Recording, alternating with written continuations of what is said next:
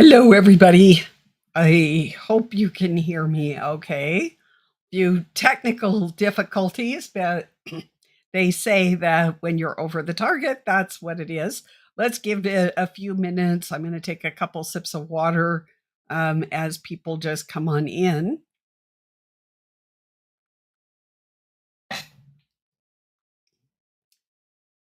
Hello, Madeline, a touch of class, rocking, Ruth, Chris, L.E., Jenny, Peggy, um, Madeline, Teresa, nice to see you. Bill,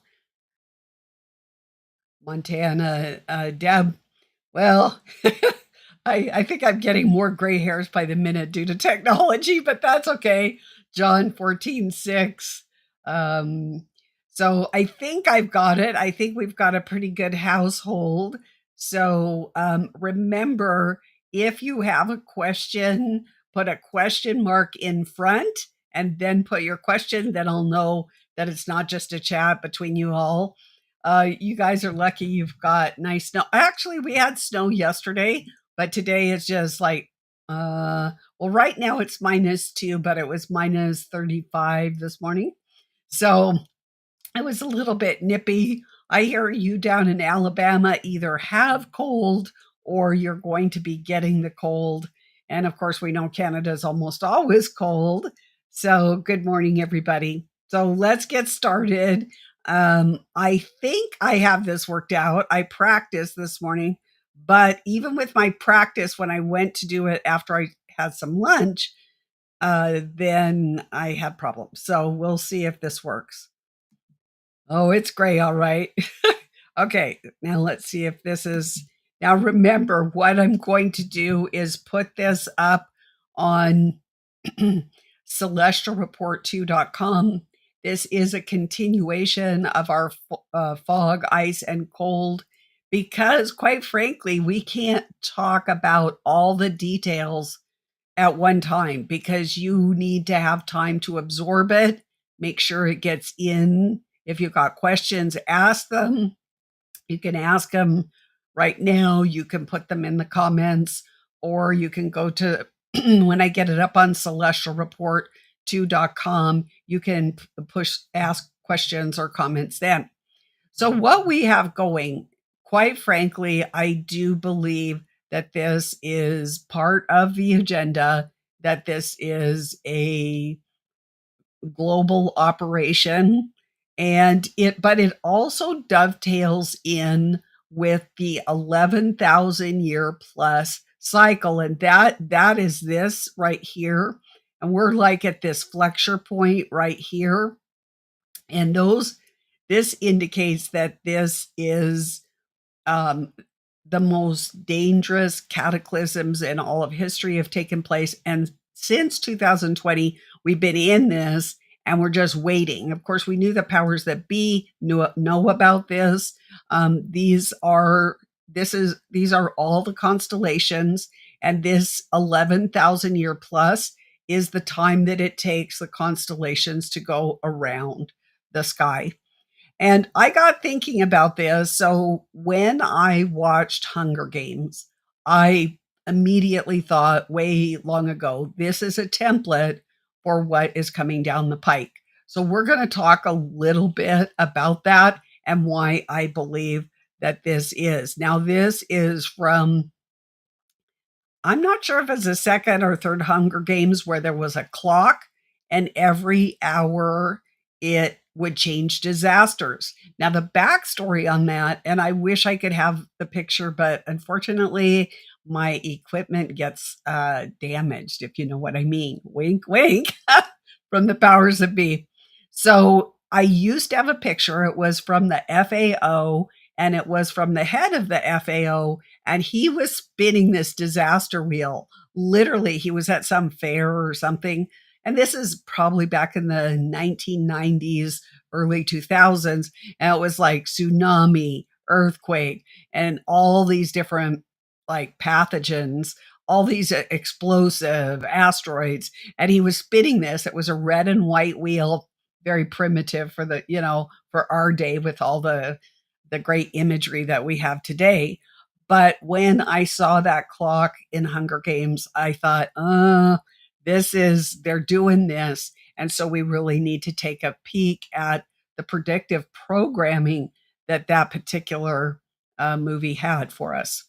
So, what was in that clock arena? So, every hour there would be a new disaster, which it was like, think of a piece of pie, a slice of pie, and at every chime of the hour, a new disaster would hit.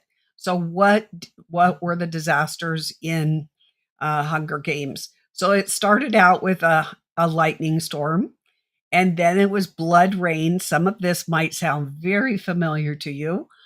Poisonous fog, the monkey mutts, the beasts, three unknowns. Actually, some person, and maybe you can help me out with that. Um, I I had that yesterday but I was working on 3 different projects and I'm writing 3 different books, so it got lost in the fray, and today when I went to put this presentation together for you, I couldn't find the 3.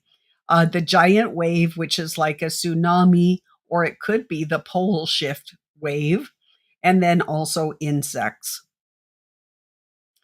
So I also want to take a moment, and I've done this in writing, but I have never really talked about it. And actually, I cannot see your chat right now, so I'll have to revisit the chat in this mode because I don't get to see it, unfortunately.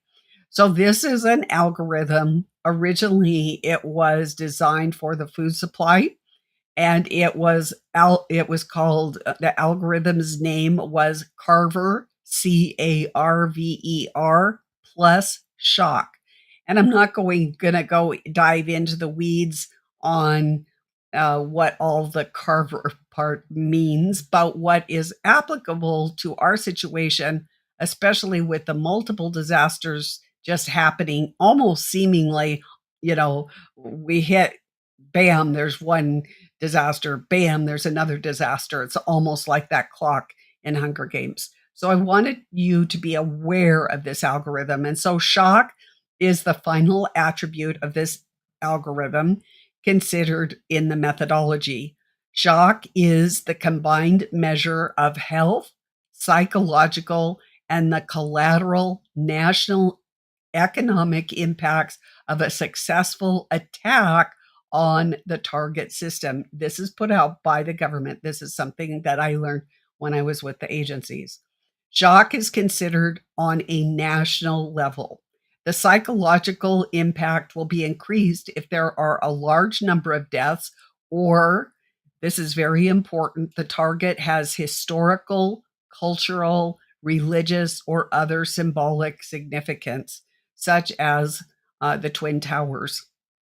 Mass casualties are not required to achieve widespread economic damage, includes decreased national economic activity, increased unemployment in collateral industries. Psychological impact will be increased if the victims are of sensitive subpopulations, such as children, elderly, and today, of course, we have to mention race. By definition, so there's a whole long thing. If you look up Carver plus shock, you'll see a lot of other detailed information. It actually metrics it out.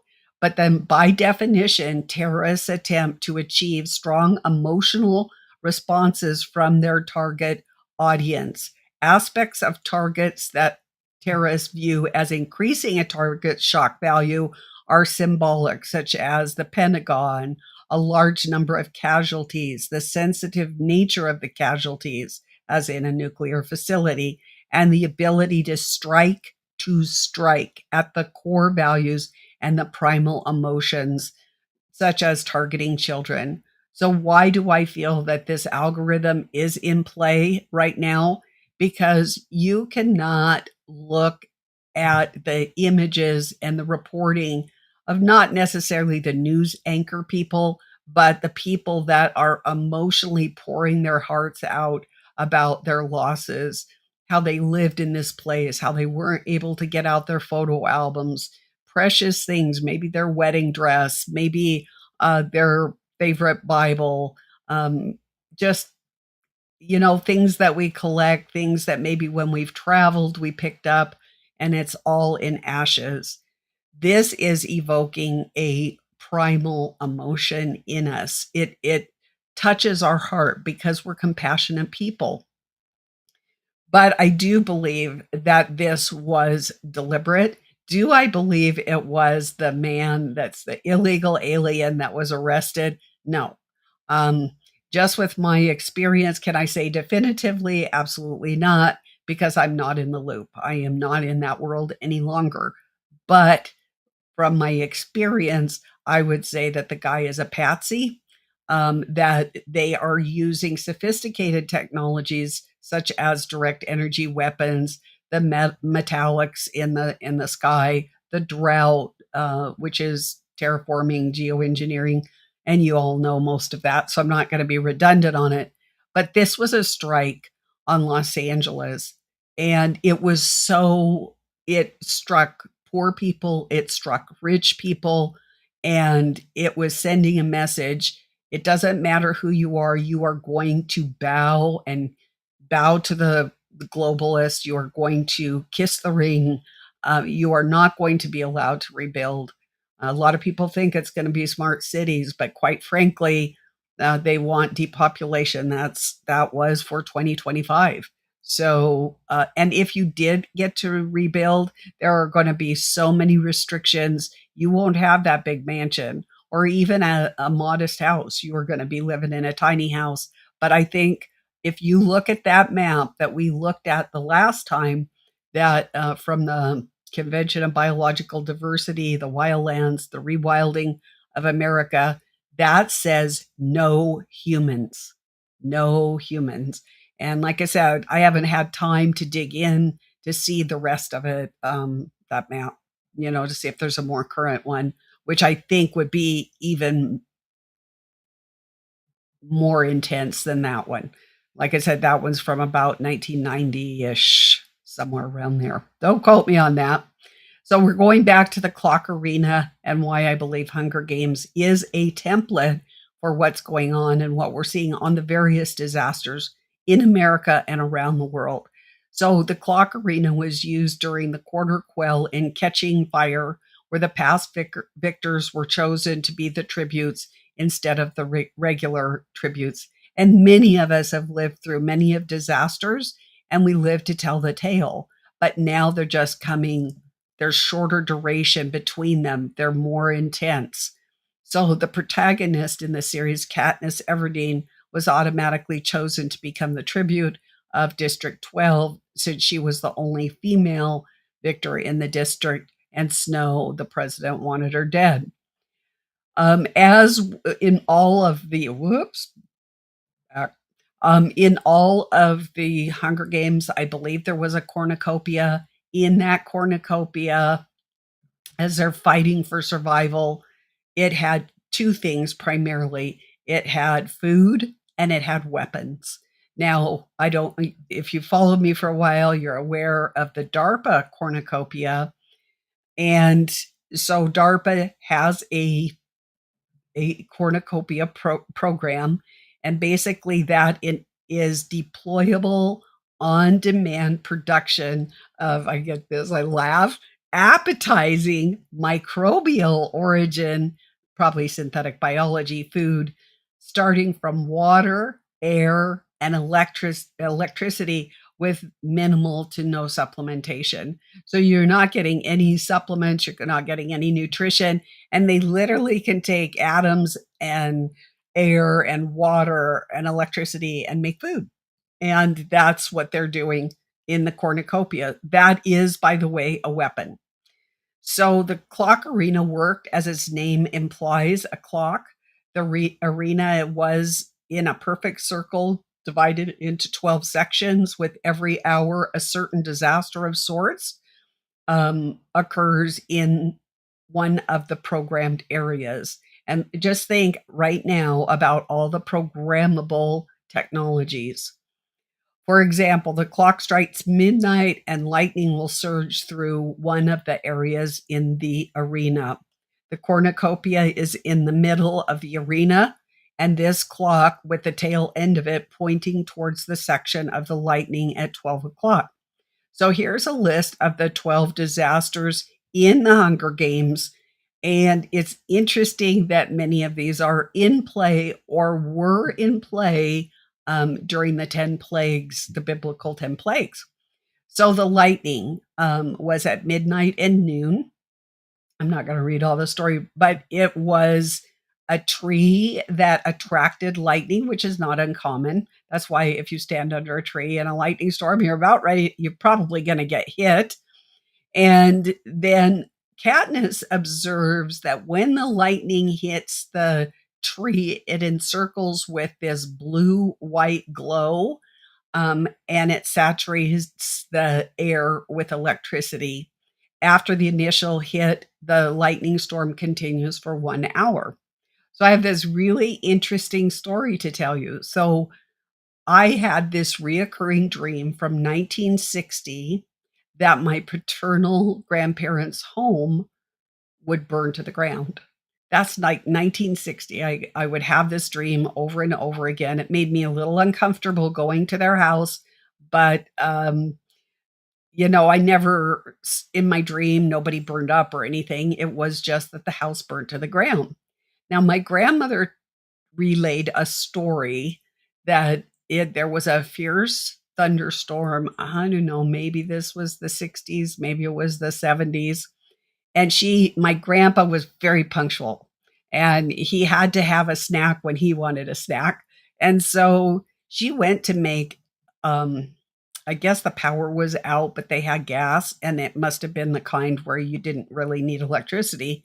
And so she was, I don't know, she's frying up something in a frying pan, and a blue orb or ball lightning came down and it went around the pan. And she made a point over and over every time she relayed this story that it was blue.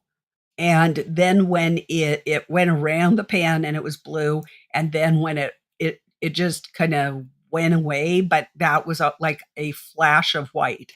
So she told me this over and over again, and my grandparents' um, place did burn to the ground in Altadena, just what, I don't know, 4 days ago, 5 days ago, whenever the Eaton fire was.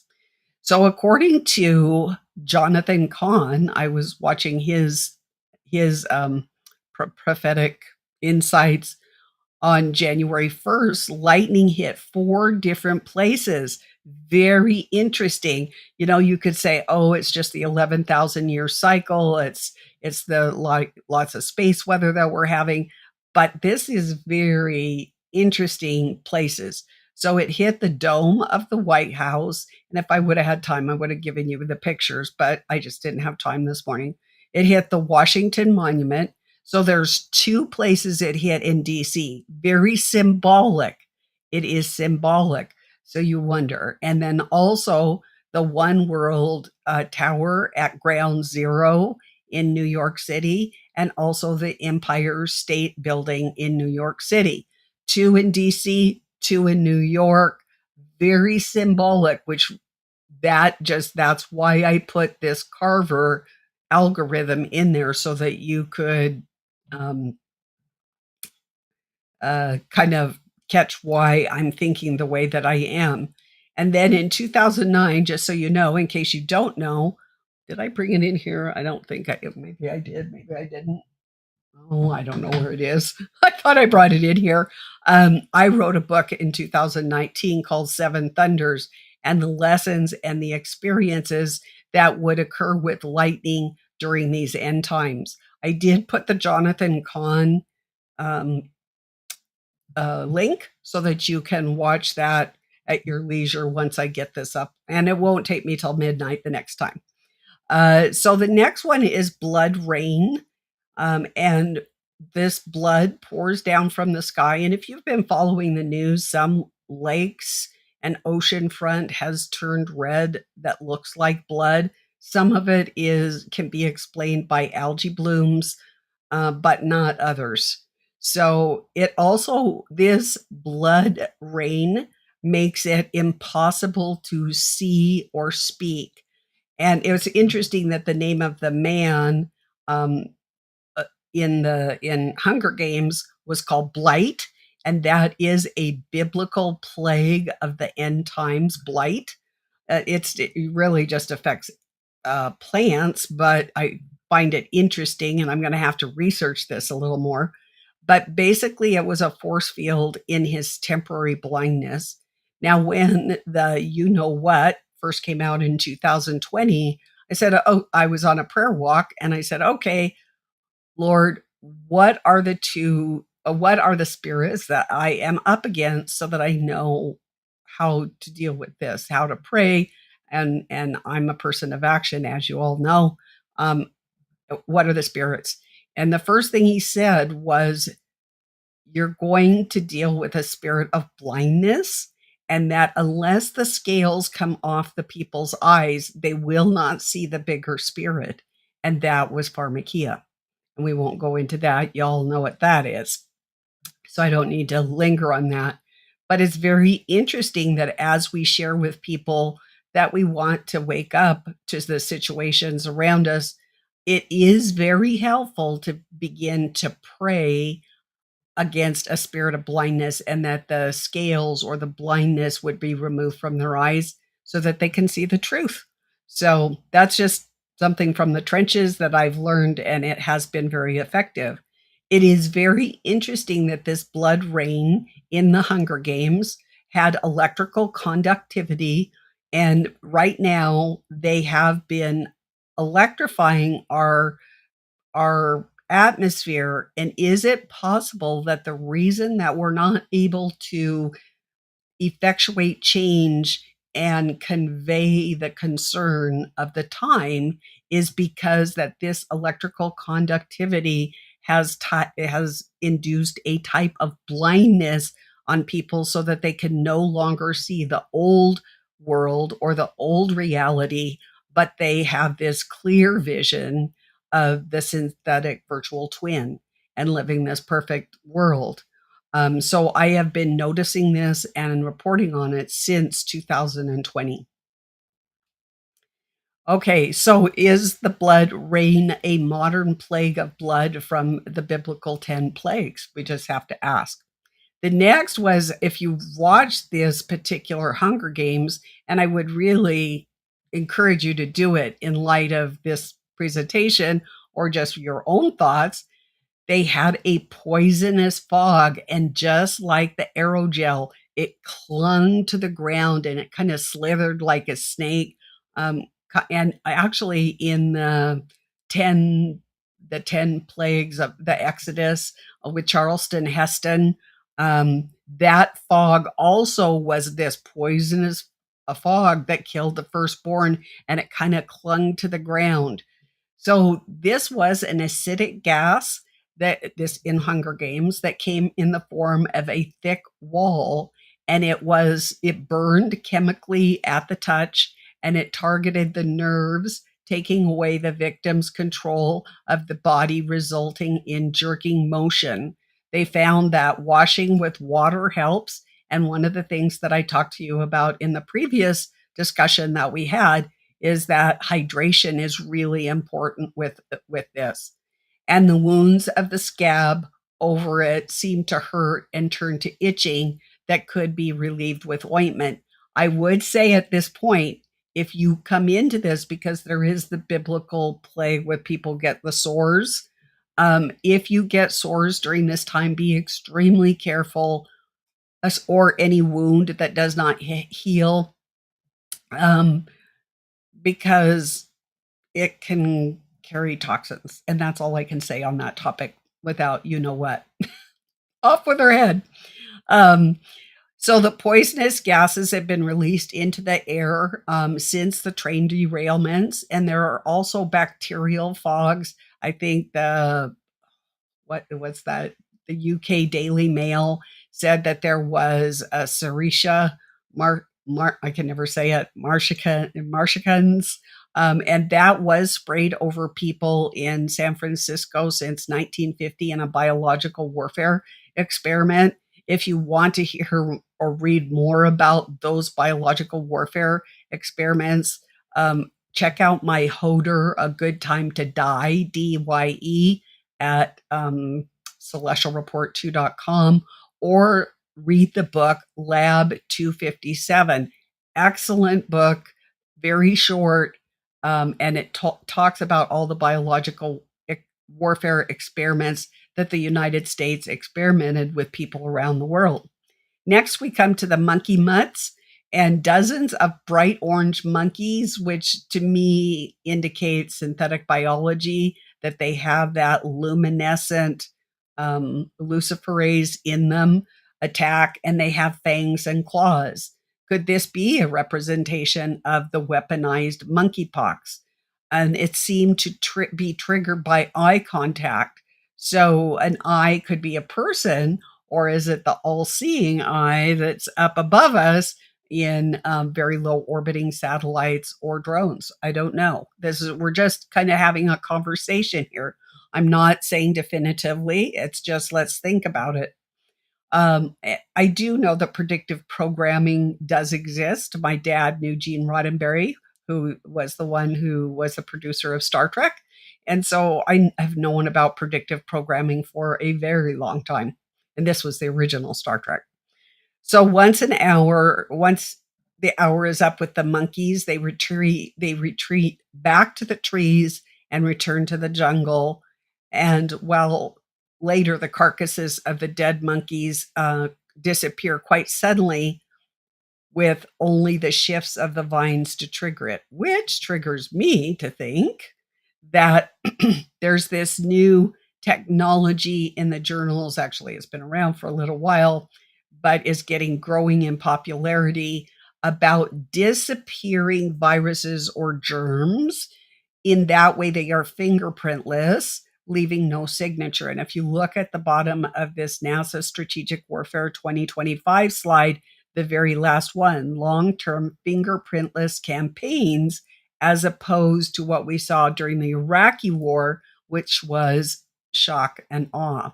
So to tell you a little bit about these disappearing viruses, the researchers headed by a team at Pitt University in collaboration with the scientists at Cornell University have developed a self-destructing vaccine with a kill switch. And I have been covering the kill switch since probably the 90s. So here's one of my little excerpts. So most of us were taught in school about breaking the atom, but less commonly have we known that since the 1970s, researchers broke into the virus and have continued their work. Mount Sinai Medical Center researchers began engineering influenza viruses to become airborne and spread easily among humans. While these researchers were experimenting with the pathogenic influenza viruses, they inserted biocontainment.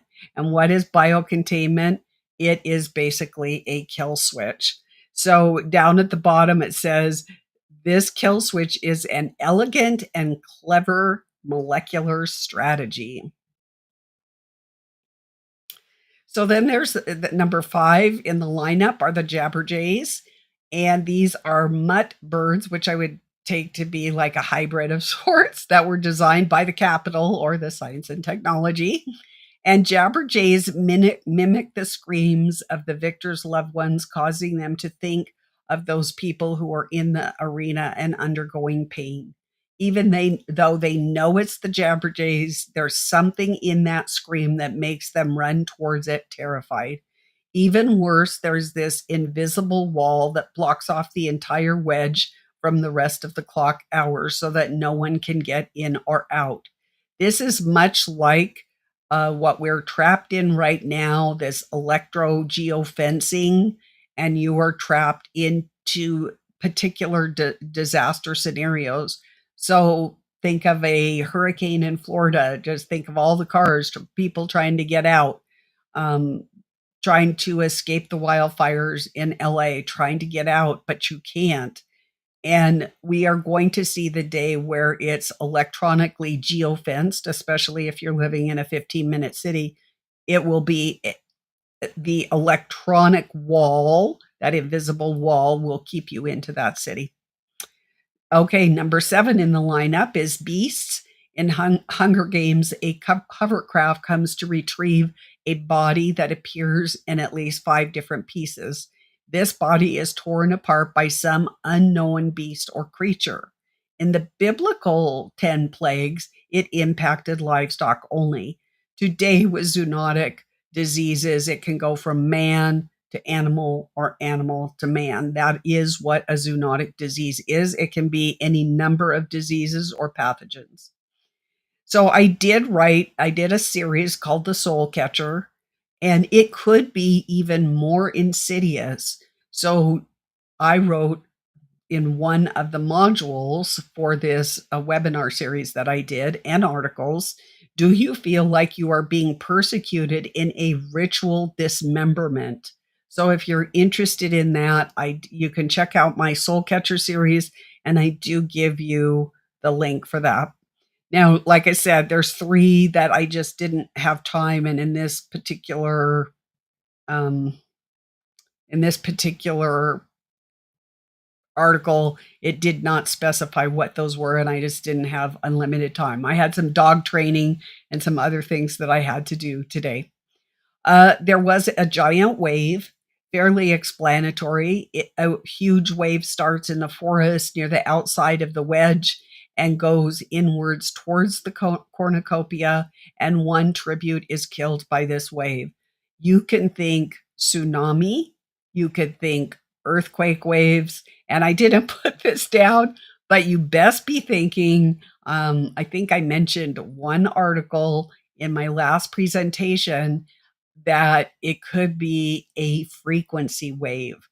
So I want you to think about another one it could be, and I didn't put that one down either, is the Great Wall of Water that comes during a pole shift. So think about that, and it would happen fairly quickly. The last on the list in all of the disasters are the insects. In the Hunger Games, the tributes hear this clicking sound coming from what they assume is a noise made by insects. They are beetles with pinchers. And I saw this summer. So it was after a tornado, and it was really muggy outside. It was sunset, and there were these swarms of little, I think I may have told you all about it, um, little tiny beetles that were the size of the head of an old-fashioned stick pin, not the one with the pearl on it that's big, but an old-fashioned stick pin. And I went in the side because they didn't hurt when they slammed into you, but there were just so many. It was just kind of creepy, and it was sunset. It just was yuck. So I went inside, and when I came out the next morning, almost all my crops were gone, absolutely decimated. I went over to one of my kale that was mostly gone. It had a tiny bit of little green, but it looked like buckshot had been through it. And I saw these little black beetles, like I said, the size of a pinhead head. They had iridescent rainbow color. And I said, I haven't seen those before. So I looked it up in the on the internet, and they're scarab beetles. So, and the insectary at the new bioweapon facility lab is actually involved with the whole scarab beetle thing. I did put I've already mentioned the serratia in the operations sea spray, I guess it is. So there's that, so that you can just be pondering about that. People died with it. They died from heart. They died from respiratory. And I think there were some people that died from kidney.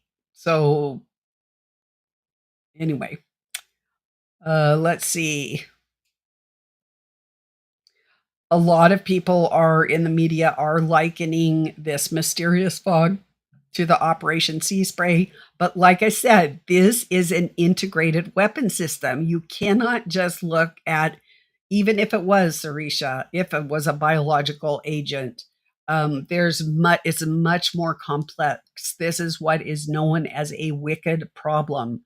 Like it's very complex. And if you take care of one thing of it, it will actually aggravate another thing on it. I think that this is it. Yep, this is it. So now let me try and figure out how to get out of this part. Oh, dear me. Okay, let's see if I can get rid of it. Mm, Get me, hopefully. Come on.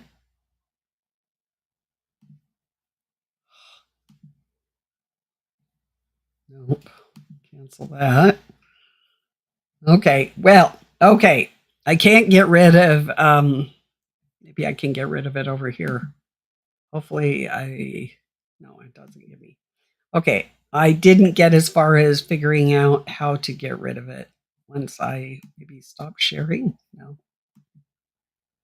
Okay, I'm going to look at your questions.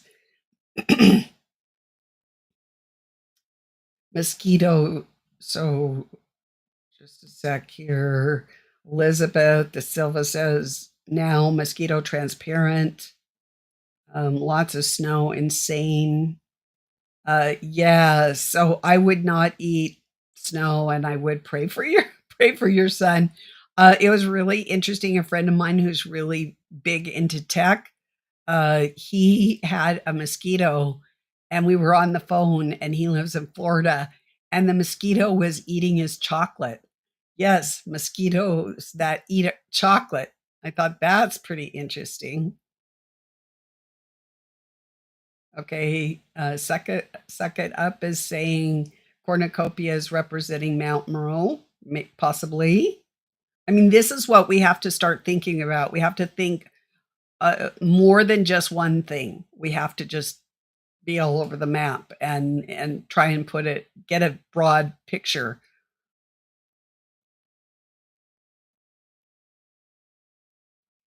Okay, Xbox, someday I will cover Soylent Green. They're actually doing Soylent Green right now. I'm not seeing too many question marks, you guys. Lots of comments, but not too many question marks. I'm looking for the question marks. Um,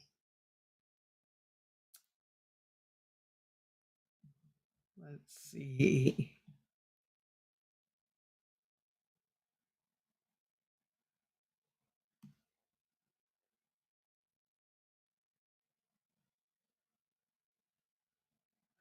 So who's Cindy Lou? So Steve has just got his own things are so there is so much news right now. We can't all be in the same we can't be in the same niche. So I'm going into this heavy into the science and technology, which you could see me kind of and the spiritual gravitating there for quite some time. And Steve is doing aliens and other things. And it takes all of us, if we all stay in the same niche, you guys are just going to hear the same thing over and over. It's actually really good, although we don't like it when everybody's like all over the map, but it is actually good news wise for us to be all over the map. So I love Steve Quayle. He does an awesome job, but I got my own niche so that I have to follow, and that is dictated by the Lord. Okay, let's see. Um, there's a lot of this in you. There's a lot of things killing the trees, temperature changes. There's something called citrus greening. And believe me, I've got my own citrus war in my living room. I have 3 greenhouses with citrus trees in here. And I mean, we're in a war here and we have been for 5 months. And I don't know what's wrong with the citrus trees. Maybe it's frequency. I just really don't know. Okay, so I'm getting the picture. Everybody wants me to do something on Soylent Green. All right, so I will put this on my calendar and I listen to you all. And so I will go ahead and do something on Soylent Green. But realize Washington State was the first state in the United States to start liquefying human beings. And I covered that And because in the future, you're not going to be able to be cremated because it's bad for the air. You're not going to be able to be buried because that's bad for um, the earth, although they can bury the big windmills, but they can't bury human bodies. So, what is the option? The option is to be liquefied. They have this process and they use chemicals, and then they put you into the water system and spray you on crops. The first time I saw this was probably the 2000s, and the first actual case of it I saw was a dog, unfortunately, in Scotland that had to be liquefied. So that was years and years ago. Let's see.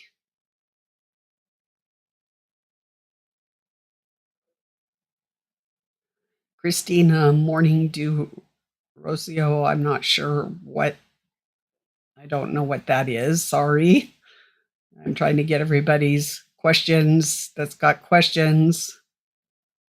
I'm not seeing too many.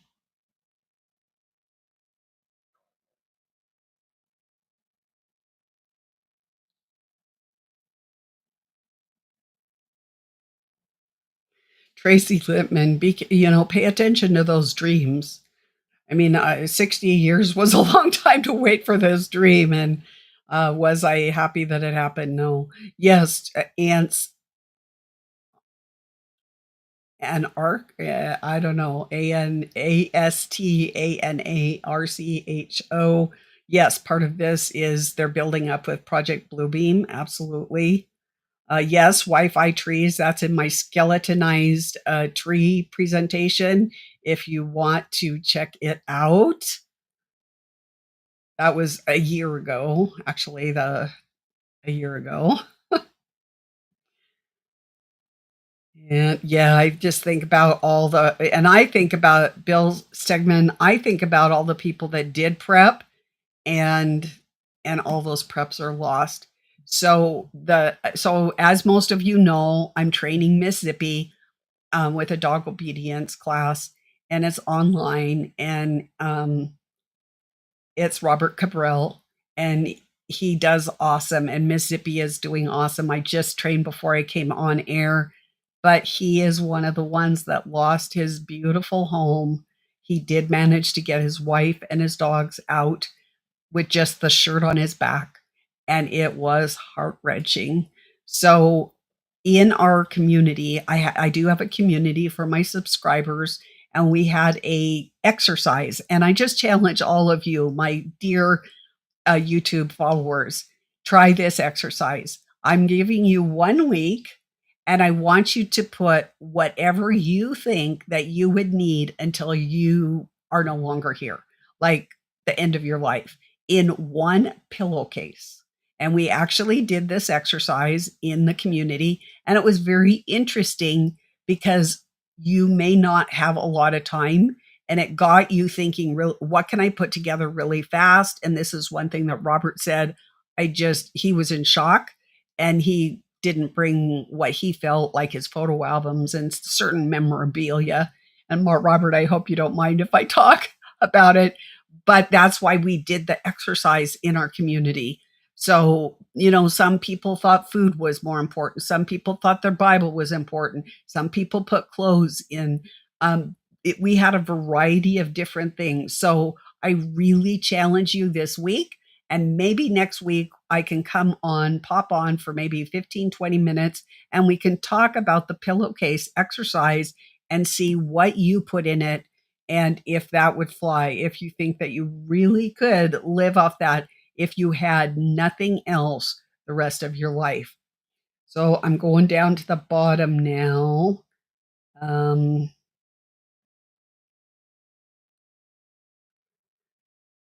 Nicholas, we'll talk about the asteroids hitting. Yes, it will hit. I think it will be a localized event. Of course, it does make it puts dust in the air, so it will cool the planet, which is not good because they're already cooling the planet because we have so many particulates in the air. Let's see. What are they putting? Short season saints. They are putting hair bots, And what do the hair bots do? Those are nano size. They started in 2008 in any commercial shampoo. And what it does is it turns the function of your hair into a giant air filter. Just think about your car air filter. And when you take it out, or the repairman takes it out, and they show you how black it is, that's what it's doing. And what pollutants are they taking out of the air? Oxygen, nitrogen, and carbon dioxide out of the air. So you are being used for the green agenda, whether you like it or not. Yes, modern day Samaritan woman. Yes, there is a spellcaster technology. I talked about that last week. Uh, Baptized and born again, I would go to shepherdsheart.life. I have the new website, but I haven't transferred everything all over. And if you're interested about both the biblical and wormwood, and I've got tons of wormwood here, won't run it short on that. I would go to shepherdsheart.life, my news blog, and look up wormwood. And I've got some really interesting things about that in many different articles. Let's see. Did you see the short Stephen Baldwin posted YouTube? No, I don't have time to. I'm writing 3 books right now. Not much time to follow anybody right now, except Jesus Christ, and that's it. Um, okay. Is revelation literal and symbolic? From Damon. Both. Both. I believe in multiple levels.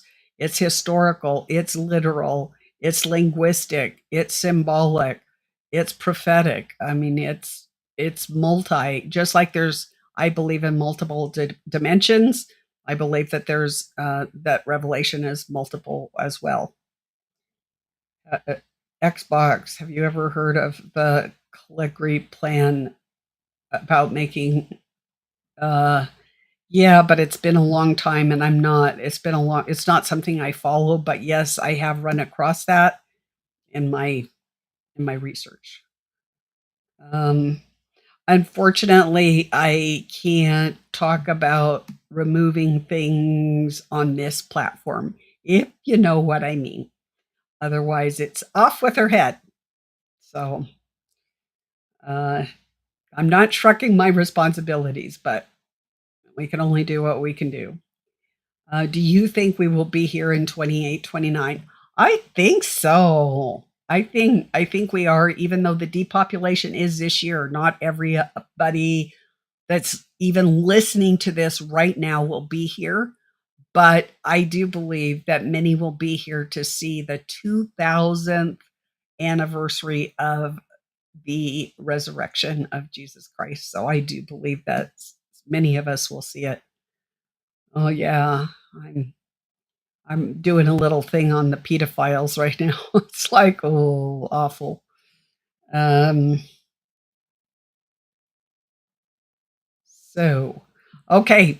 I think I'm going to pop off. Sorry, I couldn't figure out why I couldn't get my picture up when it should have my picture up. No, that's not.